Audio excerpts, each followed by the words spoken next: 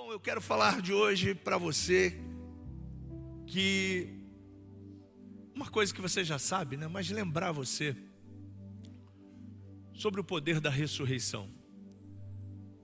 Ele não está aqui, ele ressuscitou. E a gente celebrou hoje algo que fala dessa esperança. Nós temos essa esperança que um dia estaremos com ele como igreja, reinando para sempre. E a base fundamental dessa esperança não é uma esperança de algo que não é real. Nós cremos, porque a Bíblia diz que ao terceiro dia ele ressuscitou. Aliás, ele é a única pessoa que morreu, mas está viva. E a Bíblia diz que ele está à destra de Deus, ao lado de Deus, intercedendo hoje por nós, como sua igreja, como sua noiva, e deseja celebrar conosco esse tão sonhado casamento que a Bíblia chama de bodas do Cordeiro. E eu quero conversar com você nesse pouco tempo que me resta sobre esse fato que marcou a história, que marcou tudo que você e eu conhecemos e sabemos. Mas eu quero ler com você um texto que está em Mateus capítulo 28, versículos 6 e 7, diz assim: Ele não está aqui, ressuscitou, como tinha dito. Venham ver o lugar onde ele jazia. Vão depressa e digam aos discípulos dele: Ele ressuscitou dentre os mortos e está indo adiante de vocês para a Galileia. Lá vocês o verão. Uau! Deus, obrigado, Senhor, pela tua palavra. Ela é a verdade. Nós cremos nela e sabemos que nela não há nenhuma declaração mentirosa. Ela é a verdade. Ela não precisa ser ressignificada, como muitos estão dizendo por aí. Ela não precisa ser reescrita, porque ela é contemporânea. Ela é abrangente para todas as eras, para todos os tempos, para todos os séculos, para todos os povos. Nós te louvamos pela tua palavra. Ela é revelação plena da pessoa da graça, Jesus Cristo. E nós queremos, Senhor, que essa palavra encontre um terreno fértil na vida desta igreja, na vida das pessoas que nos estão assistindo, daquelas que ainda assistirão pela internet. Que esta palavra possa ajudar a cada um de nós a perseverarmos e a ouvir do Senhor aquele grande dia. Vinde, benditos de meu Pai, possuam por herança aquilo que já está preparado para vocês antes da fundação dos séculos. Eu oro assim no nome de Jesus, amém. A ressurreição revela a vitória do nosso Senhor Jesus Cristo. A vitória sobre a morte, a vitória sobre a destruição. O pecado tentou destruir a humanidade, tentou destruir você, eu. Mas Jesus Cristo veio para desfazer as obras do pecado. Romanos diz que aonde havia pecado, superabundou a graça de Deus. E a gente sabe muito bem que enquanto estamos aqui, nesse treinamento, nessa vida de crescimento na terra, o último inimigo que será destruído da minha e da sua vida é a morte. E Apocalipse diz no capítulo 20 que a morte e o inferno serão lançados para sempre no lago de fogo eterno.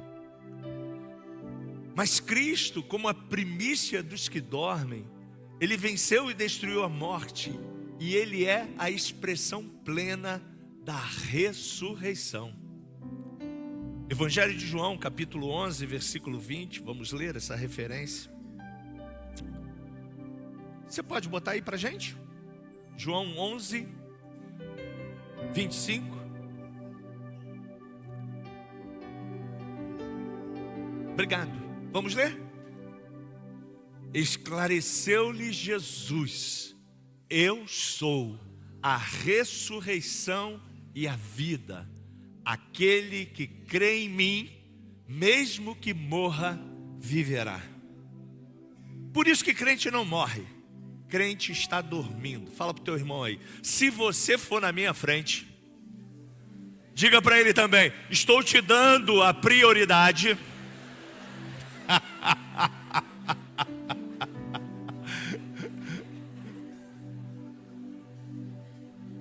Vamos continuar.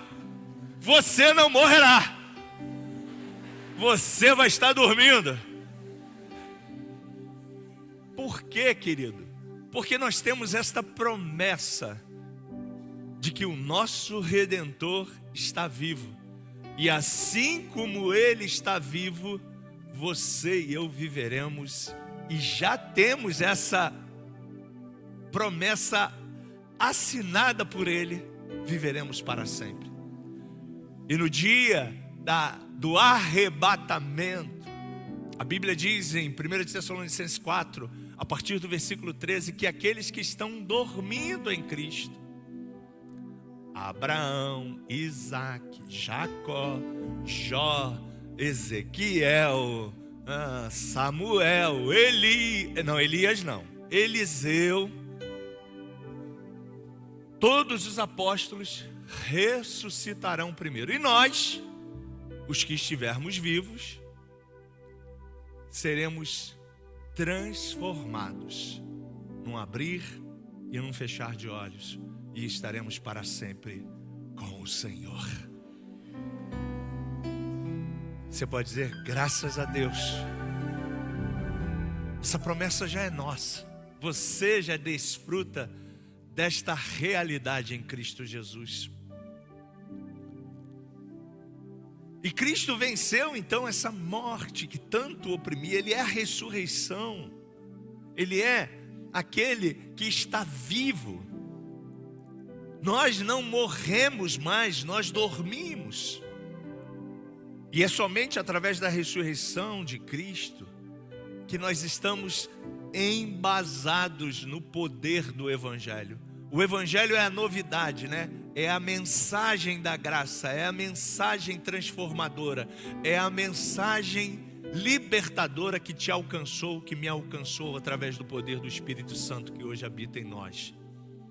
Mas, além de tudo quanto o Evangelho concedeu-nos, introduzindo-nos no reino de Deus, você e eu agora temos mais um upgrade do Evangelho, que nós já somos eternos. A ressurreição é sua, de fato e de direito, conquistada por Jesus na cruz do Calvário. Você pode dar a Ele um aplauso por isso.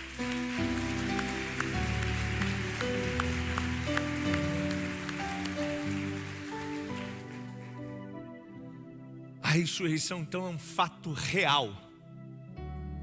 Você não vai morrer nunca. Eu não morrerei. Eu descansarei se for chamado antes do arrebatamento. Jesus, em Lucas 24:5, ele diz: por que buscais entre vós os mortos, entre os mortos, aquele que está vivo? Ele não está aqui, mas ressuscitou. Dizem os anjos para as mulheres que naquele primeiro dia foram ao sepulcro chorar a sua morte. João capítulo 20, 19 diz: chegada pois a tarde naquele dia, o primeiro da semana, estando os discípulos reunidos, as portas cerradas por medo, chegou Jesus, pôs-se no meio deles e disse-lhes: paz seja convosco. Marcos, como Jesus chegou num lugar onde estava tudo fechado, e eles reconheceram Jesus. Sim, é o corpo glorificado que você e eu já recebemos de Jesus. É um corpo glorificado que nada mais estará oprimindo, né? Trazendo cansaço. O cansaço não vai estar mais nesse corpo. Você pode dizer, glória a Deus. A doença, esse corpo não terá mais doença. Diga aleluia. Dor de cabeça, náusea, enjoo, nada. Dor no coração, nada. Tudo perfeitinho. Porque é o corpo que Cristo ressuscitou, semelhante ao mesmo corpo dele. Você e eu já temos esta promessa.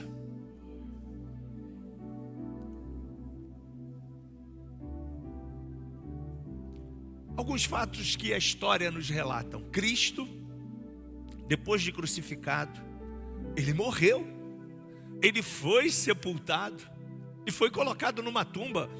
As escrituras nos afirmam isso. E com a morte de Jesus durante os 3 dias, que a gente chama, né, o período da Páscoa, e aquele momento que a gente celebra a Páscoa lá em março, a morte de Jesus trouxe desespero e um desânimo para todos aqueles que o ouviam. Por quê? Porque eles estavam ainda com o seu olhar no humano.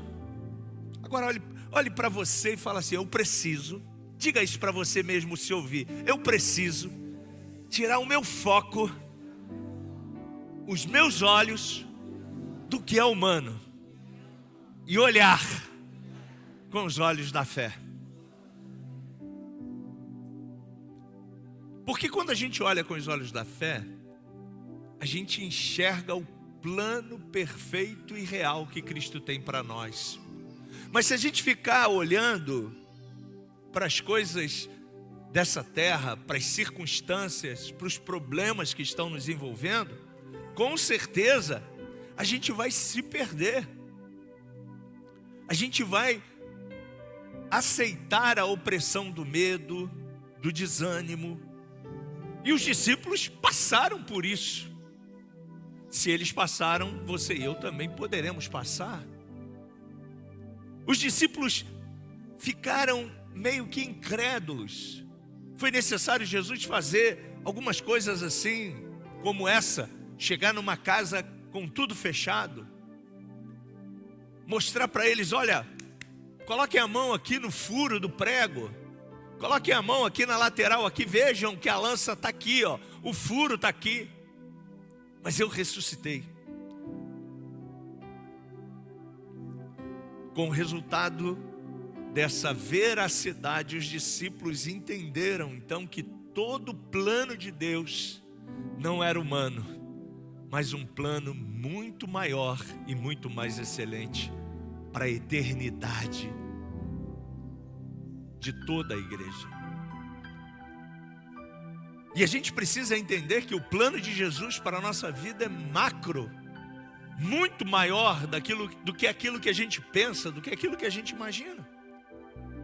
E a partir desse momento os discípulos começaram a pregar o evangelho da graça, o evangelho da fé, o evangelho da ressurreição. Paulo diz que se a gente não crê na ressurreição, se a gente não acredita que Jesus morreu e ressuscitou, o evangelho, a nossa fé, ela é vã.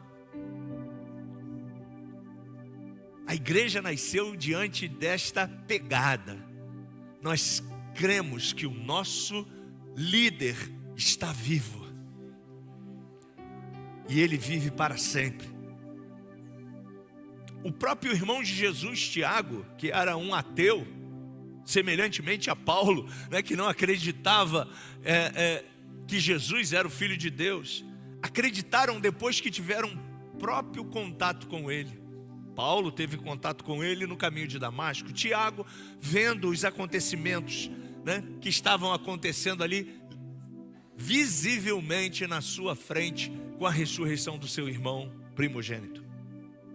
A ressurreição dá o poder à igreja da vida eterna. Diga, eu tenho vida eterna. E Jesus diz em João 10:10, eu vim para que vocês tenham vida e a tenham em abundância. Ou seja, é uma vida eterna, abundante, plena, que nada poderá deter os sonhos e os planos de Deus para a tua vida. Ele morreu por todos nós, por toda a humanidade. Para quê? Para que nós pudéssemos agora ter essa certeza, essa promessa que também ressuscitaremos com Ele. Paulo, escrevendo 2 Coríntios, capítulo 5, 14, 17, ele diz, portanto, agora, se alguém está em Cristo, é uma nova criação. As coisas velhas já passaram na sua vida, tudo agora é novo. Novo ser, novo homem, nova mulher, habitação de Deus, morada de Deus, casa de Deus. 1 de Pedro 1,3 diz, bendito seja o Deus e Pai de nosso Senhor Jesus Cristo, que segundo a sua grande misericórdia, nos gerou novamente para uma viva esperança pela ressurreição de Jesus Cristo dentre os mortos. Nada mais é como antes na sua vida, você pode declarar isso? Nada mais é como antes na minha vida. Eu sou um novo ser.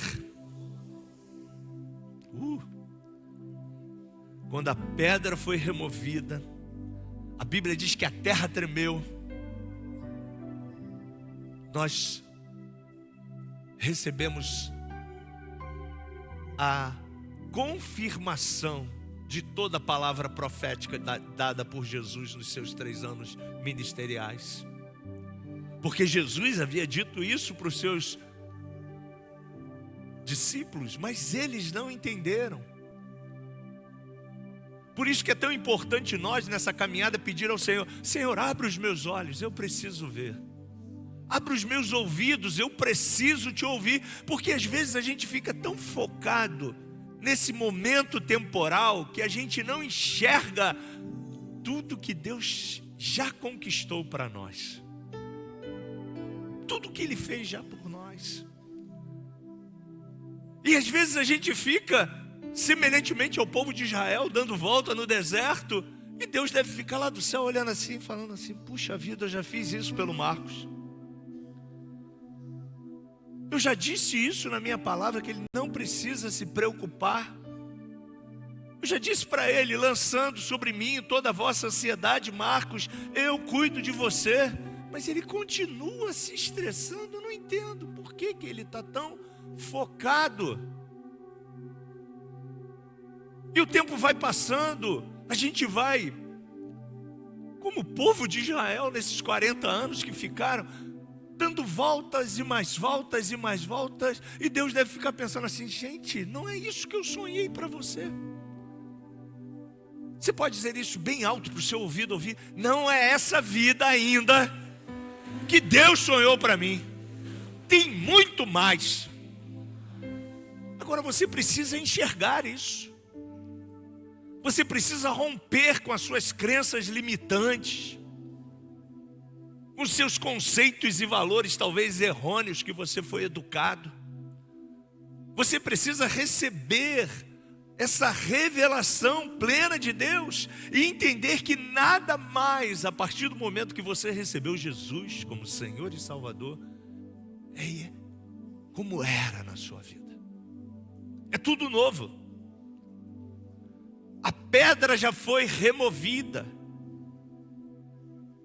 Deus já estabeleceu o plano perfeito para a sua vida. Aleluia! Glória a Deus, é isso aí, glória a Deus!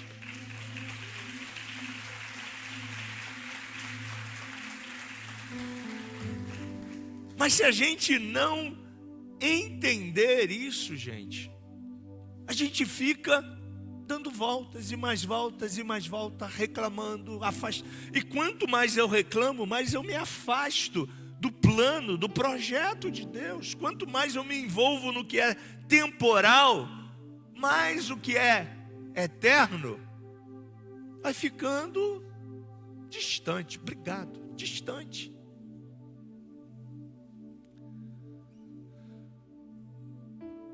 Jesus te salvou, me salvou para a gente voltar à mesma vida e viver a mesma vida que a gente sempre teve?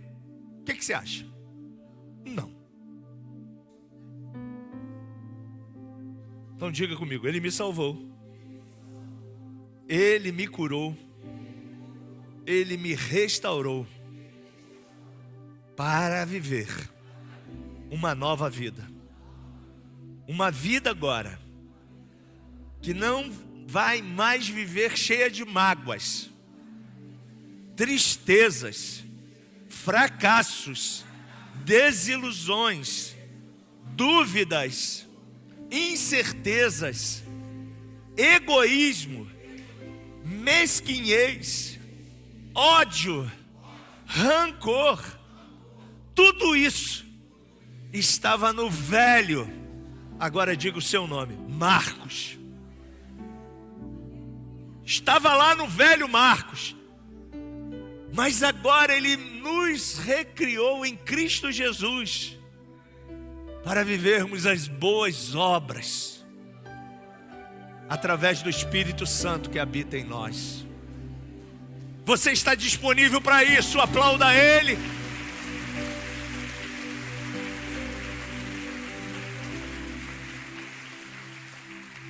Erga suas mãos e diga: eu estou disponível para viver esse novo tempo, Jesus. Ah, Senhor, eu não quero nunca mais emprestar a minha boca para nenhuma obra da carne, nenhuma atitude do velho Marcos. A minha boca agora é para viver o novo de Deus. Aquilo que o Senhor sonhou para mim, aquilo que o Senhor sonhou para essa igreja, aquilo que o Senhor sonhou para o nosso bairro, aquilo que o Senhor sonhou para os nossos filhos. Eu estou disponível. Chacoalhe a minha vida. Se você está disponível, faça essa oração também. Diga para Ele: chacoalhe a minha vida. E Ele vai chacoalhar.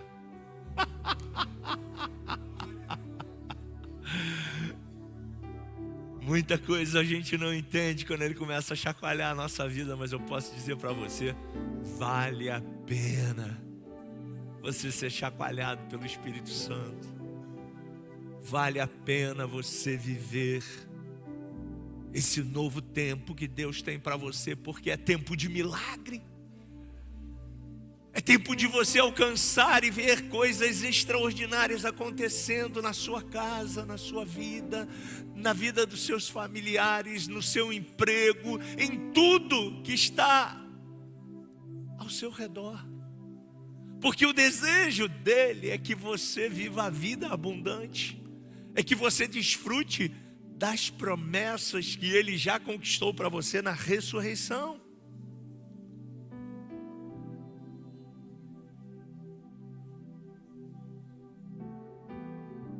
Por isso que a Bíblia fala que o Evangelho é uma transformação radical.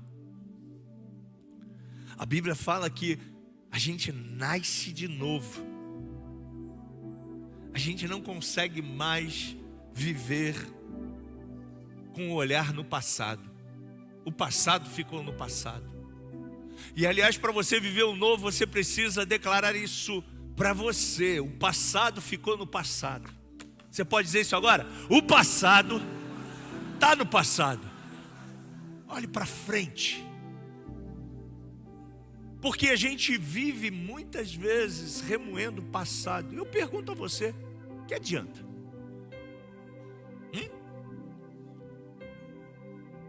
Está adiantando alguma coisa? Está resolvendo alguma coisa? Não.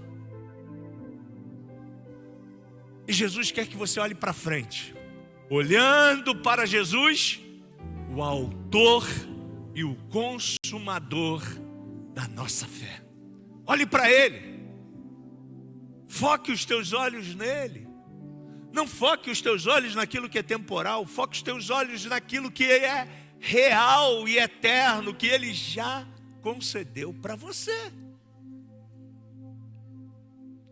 Pedro diz na sua primeira epístola, no capítulo 1, versículo 3, que nós fomos gerados de novo para uma viva esperança. Bendito seja o Deus e Pai de nosso Senhor Jesus Cristo, diz o apóstolo Paulo, né? Porque de acordo com a sua extraordinária misericórdia nos regenerou, gerou você de novo para uma viva esperança por intermédio da ressurreição de Jesus Cristo dentre os mortos. O que é necessário então é que deixemos para trás os trapos velhos da nossa vida velha. Por quê, Marcos? Porque essas coisas não vão acrescentar nada na sua vida, nada na minha vida. Só vão bloquear e impedir tudo que Cristo já idealizou para você. E a pergunta que não quer calar então é: por que tem pessoas salvas que não vivem essa transformação, Marcos? Eu fico me perguntando também, por que, Senhor? Por quê? Por quê? Cristãos que vivem insatisfeitos. E eu queria que você agora em 1 minuto fizesse um trabalho de memorização. Aquilo que diz em Lamentações: quero trazer à memória aquilo que me traz. Então em 1 minuto, pense em tantas coisas que Deus já fez na sua vida. Pense aí, nas coisas boas.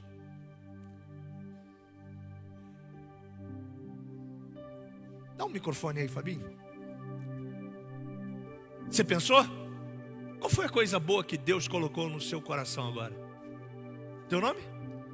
O que foi, Anderson, que Deus colocou no seu coração, coisa boa que Ele fez por você? Meu casamento. Seu casamento. Ser um homem feliz. Graças a Deus. Você precisava daquela mulher. Como é que é o nome dela? Essa aí, como é que é o nome dela? Sandra. Sandra, uau, hein? Que declaração. Quem fez isso? Deus. Deus. Beleza. Você pensou em alguma coisa? O que você pensou? Eu também. Grande Roberto, né? Renato. Renato. Teu casamento também? Que eu, no curso da Atos, Ah.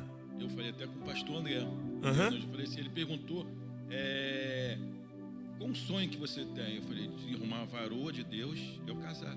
E arrumou? O André falou assim, mas isso não é sonho. Eu falei, é sonho porque tu tem uma varoa maravilhosa do teu lado. É mole tu falar. Eu falei, eu tenho um sonho de casar, que eu sempre me dei mal nos casamentos. Então, quer dizer, num casamento que eu tive, eu me dei mal. Com 7 meses eu separei. E eu conheci a Rosinha no curso. Na verdade, eu nem falava com ela, né? Mas Deus botou ela no meu caminho. E eu sou muito feliz. Completou a sua vida? Amém. Amém. Maurinho, Cura o que Deus curou você, Maurinho? com câncer Uau! Onde estava o câncer? no intestino, E você foi curado? curado. em Você 3 pode dar um aplauso ao Senhor, gente?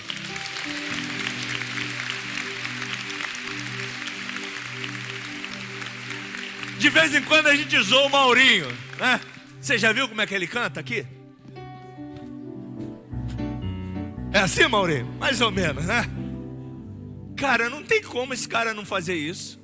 Você imagina? Estava sentenciado, né, Maurinho?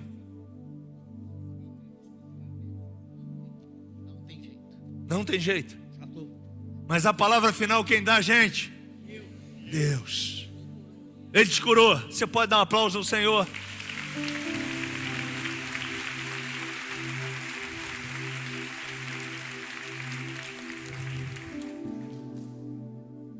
Wesley, você tem coisa boa para falar que Deus fez na sua vida? Perdão, querido. Minha esposa, meu casamento. Ih, meus rapaz, filhos. mais um casamento aí. Minha Gente família, do né? céu. Minha esposa e meus filhos. Foi a maior bênção que Deus me deu. Claro, a salvação, né? Salvação. Melhor presente, né? Rodriguinho, o que você teria de dizer aqui pra gente aqui, o que Deus fez de bom pra você? Deus me curou. Te curou, cara? O que você tinha? Uma úlcera que eu tive. Fiquei internado muito tempo, É mesmo? alguns dias. Eu lembro. Sua esposa ficou preocupada. Quase morri do coração. Só quer ficar viúva. Pensou que ia ficar viúvo. Aí você falou, não vou embora agora não, tô muito novo. Voltei. Tô aqui. Voltou. Deus te deu saúde novamente. Amém. Você está curado agora? Amém. Você pode aplaudir ao Senhor, querido?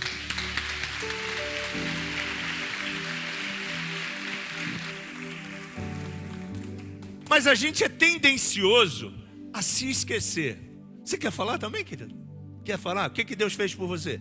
A minha saúde, graças a Deus, está tudo bem, eu Tudo agradeço bem. a Deus. E eu tive anos e anos de fobia a tratar o dente, né? Para arrancar. E eu tinha 2 dentes para arrancar, que o dentista falou para mim. Eu ia e voltava e não arrancava o dente, de jeito nenhum. Foi dessa fobia e médico junto para me ajudar. No final, a palavra final, o médico falando, não precisa arrancar, vamos restaurar seu dente, vamos refazer os 2 dentes. Que bom. Graças a Deus. Tá com um sorriso bonito. Não, tô resolvendo, terminando, finalizando ainda. Isso aí, isso aí. Eu agradeço a Deus. Deus conserta tudo na nossa vida, gente.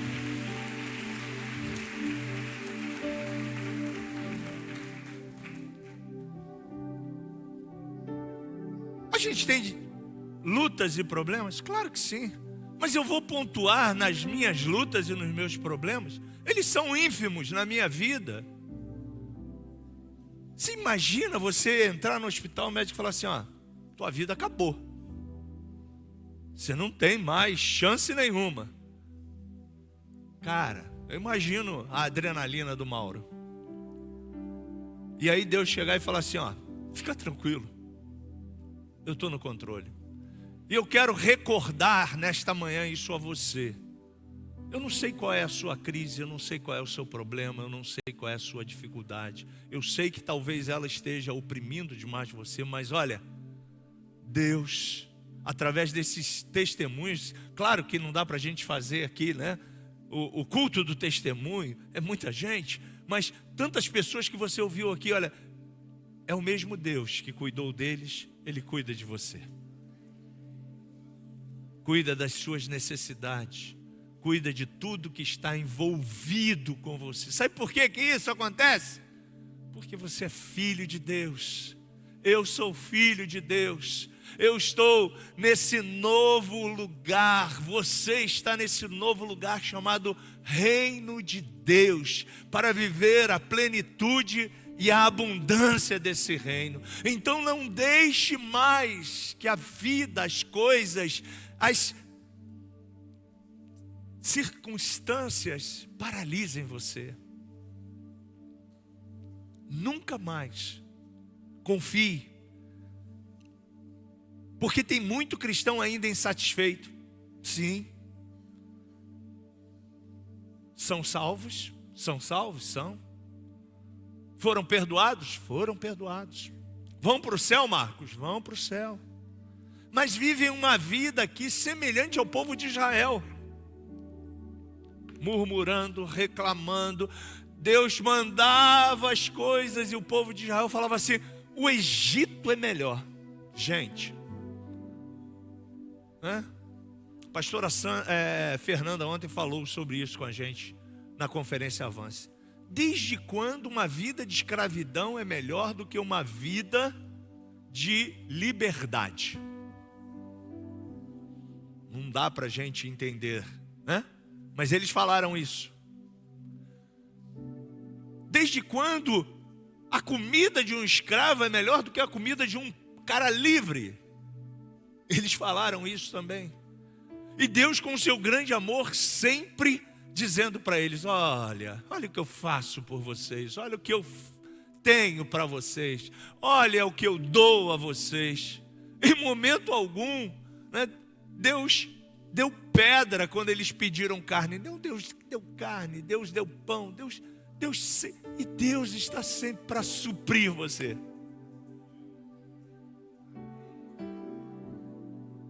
Amém?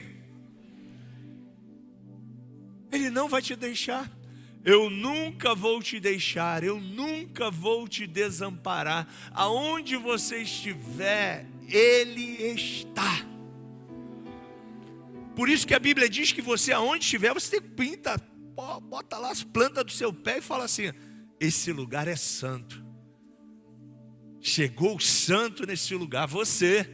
Chegou a santa nesse lugar, você, querida. E aonde você chega, você bota as suas mãos e fala: esse lugar é santo, é abençoado, porque eu cheguei aqui.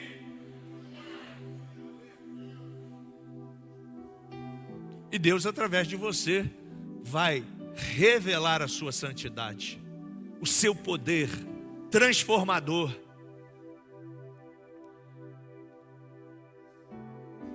Precisamos então, como igreja, entender essa viva esperança e saber que o poder está conosco, vasos de barro.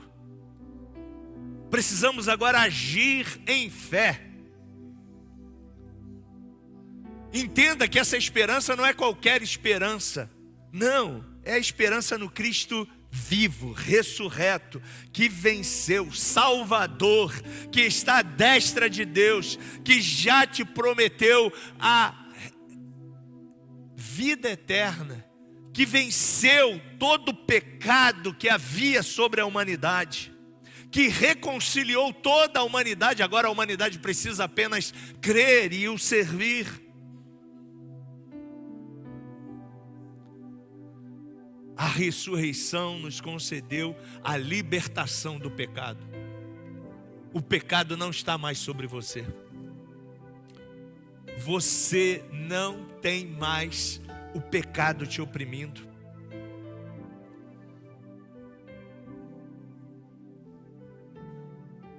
O poder da ressurreição capacita você a vencer o pecado. Paulo diz em Romanos capítulo 6, você lê em casa, que o pecado para aqueles que ressuscitaram em Cristo está morto. Você não luta mais sozinho. Você não luta mais sozinho. A Bíblia diz que Ele estará contigo todos os dias enquanto você estiver nesta terra.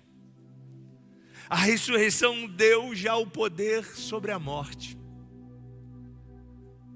Esta é a base da nossa convicção, que não morreremos nunca mais, mas já estamos vivos com Cristo para viver as promessas dele. Concluo dizendo, esse é o maior propósito que você e eu precisamos ter na nossa vida. Com que estás preocupado? O salmista pergunta: com que te afliges, ó alma, ó pensamento, ó mente? Por que estás tão tenso com as coisas triviais? Comece a focar o seu pensamento no verdadeiro sentido da sua existência. Você está vivo para glorificar a essência de Deus através de você. Comece a entender que a tua vida tem um rumo, um caminho, um destino. Deus já sonhou e já idealizou tudo. O que você e eu precisamos fazer? Descansar, confiar, crer. Ele é o centro de tudo. Tudo que está ao nosso redor, tudo que faz parte da nossa existência, Ele é o centro. E a gente não pode tirar os nossos olhos dele. Que o Espírito Santo possa revelar a você essa obra tão perfeita, a obra da ressurreição. E possa dar forças, direção, sabedoria e tirar, talvez, escamas de alguns olhos ainda que estão fechados para enxergar todo o plano de Deus. Concluo dizendo para você o que diz Romanos: ora, se já morremos com Cristo, cremos que também com Ele viveremos. Pois quanto a ter morrido de uma vez, morreu Ele comigo para o pecado. Mas quanto a viver, Ele vive agora em mim. Assim também eu considero-me morto para o pecado e vivo para Deus em Cristo Jesus. Portanto, gastarei toda a minha vida e empreenderei todo o meu tempo para viver intensamente essa vida de paixão e de amor, essa vida plena, não mais focado nas minhas necessidades temporais, e por Ele me amar tanto, Ele suprirá cada uma, e por Ele te amar tanto, suprirá cada uma das tuas necessidades temporais. Mas não foque mais os teus olhos naquilo que é visível. Olhe para aquilo que não é visível. Porque aquilo que não é visível reproduzirá em você algo extraordinário na sua vida visível. O poder da ressurreição capacita você e eu a vivermos uma vida que vale a pena. Vale a pena viver intensamente essa relação com Cristo, essa vida de amor com Cristo.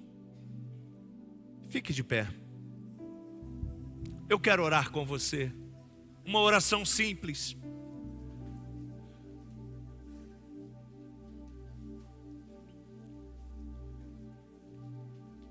Coloque a mão no seu coração.